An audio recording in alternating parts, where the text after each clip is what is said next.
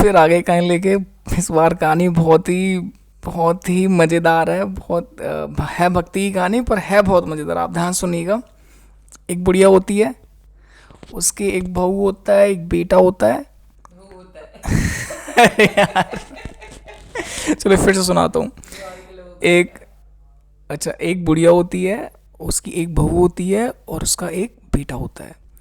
बुढ़िया की आंखें नहीं होती हैं, अंधी होती है, पर वो श्री गणेश जी की बहुत बड़ी भक्त होती है। वो दिन रात उनका ध्यान करती है, उनकी पूजा करती है, उनकी आरती करती है, लेकिन वो कभी उनसे कुछ मांगती नहीं है। अब गणेश जी ये देख रहे होते हैं कि मेरी कैसी भक्त है, मेरी इतनी दिन रात पूजा कर रही है, दिन रात मुझे मुझे प्रार्थना कर रही है, मेरी दिन रात मुझे चढ़ा रही है, मोदक लड्डू पता नहीं क्या क्या चढ़ा रही है, पर मुझसे कुछ मांग क्यों नहीं रही है। अब गणेश जी खुद परेशान, मतलब भगवान खुद परेशान हो गए हैं कि मतलब ऐसा भक्त कि जो बस पूजा करे जा रहा है बिना किसी मतलब इच्छा के, बिना किसी लालच के। अब गणेश जी सोचते हैं कि भैया कुछ तो मुझे ही करना पड़ेगा, मैं जाऊंगा, कल कल मिलूंगा इससे। ऐसी ऐसी क्या बात है, मतलब कि कुछ मांग ही नहीं रही है, मैं जाके दूंगा इसको। अगले ही दिन गणेश जी जाते हैं, बुढ़िया बैठी होती है, और जैसे ही एकदम से आकाश जैसा, मतलब बिल्कुल तेज प्रकाश में गणेश जी आके उसको दिखाई दे जाते हैं कि अम्मा, तू बहुत मेरी पूजा कर रही है, अब तू एक काम कर, तू कुछ मांग मुझसे, मैं अब मुझसे देखा नहीं जा रहा, तू लगातार करे जा रही है, मुझे शर्म आ रही है, तू कुछ मांग, मैं तुझे कुछ दूंगा। अब बुढ़िया बहुत भूली होती है, अब वो सब समझ नहीं आता कि क्या मांगूं। अब वो सोच में पड़ जाती है कि स्वयं प्रभु आए हैं और मुझसे कह रहे हैं कुछ मांग, अब मुझे तो पता ही नहीं मैं क्या मांगूं। तो एक काम करती है कि वो कहती है कि हे प्रभु, हे सर्वेश्वर, तुम एक काम करना, तुम कल आना, कल मैं अपनी बहू और बेटे से एक बार पूछ लूँगी, तब तुमसे मांगूंगी। गणेश जी थोड़ा खुश हो गए मुस्कुराते हुए कि चल, कल आऊँगा, तू कल मांग लियो। हाँ भाई, उन्हें तो देना ही था, क्योंकि वो अब ऐसा ऐसा है ना कि आप भगवान की भक्ति करते हैं और भगवान से कुछ मांगते नहीं हैं, तो भगवान भी थोड़ा सा शर्म आ जाती है कि मतलब ये भक्ति करे जा रहा है, कुछ मांग नहीं रहा है, तो भगवान पे एक भार सा चढ़ जाता है। तो ऐसे ही जो भार उतारने के भी भगवान स्वयं आ जाते हैं कि मांग। तो भगवान तो चले जाते हैं श्री गणेश जी। अब वो क्या करती है कि वो अपने बेटे बहू को बुलाती है कि ऐसे ऐसे बात है, गणेश जी स्वयं प्रसन्न है मुझ पे, अब कह रहे हैं कुछ मांग ले, मैं क्या मांगू।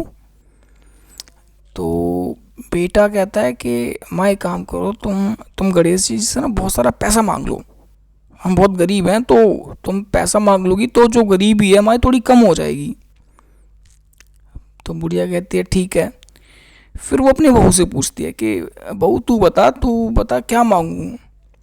तो बहू कहती है माँ जी एक काम करो, आप ना एक बेटा मांग लो, मतलब इस घर का एक चिराग मांग लो, आगे वंश बढ़ेगा हमारा, कोई बेटा नहीं है हमारे पास। बुढ़िया सोचती है कि ठीक है। तो कुछ देर मन में सोचती है कि इन्होंने तो दोनों ने अपने अपने मतलब की चीज़ मांग ली, पर ये तो ठीक नहीं है कि कि उनकी मतलब की चीज़ें हो गई हैं। ये तो ठीक नहीं है ना कि उन्होंने तो अपना अपना सोच लिया।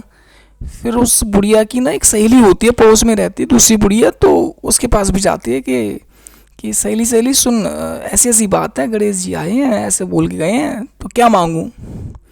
तो जो सहेली होती है वो थोड़ी सी समझदार होती है, तो वो कहते हैं कि तू एक काम कर, तू तो ज़िंदगी भर अंधी रही है, अब थोड़े बहुत दिन बचे हैं, तो एक काम कर, तू आंखें मांग ले।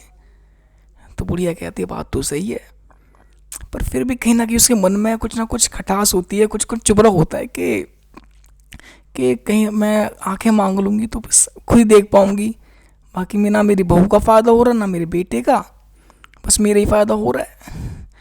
तो इतना विचार करके वो सो जाती है।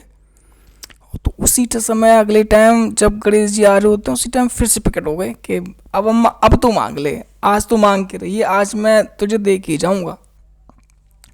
अब बुढ़िया कहती है कि एक काम करो सर्वेश्वर माहेश्वर, तुम मुझ पर प्रसन्न हो तो एक वरदान दे दो कि मैं अपने पोते को सोने के गिलास में दूध पिलाना चाहती हूँ। गणेश जी सुन के इतने इतने हंसने लगे कि तूने तो मुझे ठग लिया बुढ़िया। मैं तो तुझे वरदान देने आया था, तूने तो एक के बदले 3 वरदान मांग लिए कि तू अपने पोते को सोने के गिलास में दूध पिलाना चाहती है। अब देखो दोस्तों, भक्त की जरा सी चतुराई से उसको 3 वरदान मिल गए। भाई गणेश जी प्रसन्न तो दे के जाने पड़े। तो हमारी थोड़ी बहुत हम भक्ति करते हैं, विश्वास रखते हैं, थोड़ा बहुत हमें सूझबूझ भी दिखानी चाहिए, कहीं भगवान मिल जाए तो हमें लग रहा है कि हमारी बातें बन रही हैं। तो उसने सोने के गिलास में अपने पोते को वो दूध पिलाना चाहती थी, इससे उसने तीनों की बातें रख ली। बहू के लिए पोता मांग लिया, बेटे के लिए सोने का गिलास मांग लिया, और भैया वो देखना चाहती थी दूध पिलाते हुए तो अपने लिए उसने आंखें मांग ली। तो दोस्तों मैं हंसे जा रहा हूँ सुबह से ही, आप भी ऐसी है, शेयर कीजिए, सब्सक्राइब कीजिए। नमस्कार, जय माता दी। आप सब सुरक्षित रहें, खुश रहें।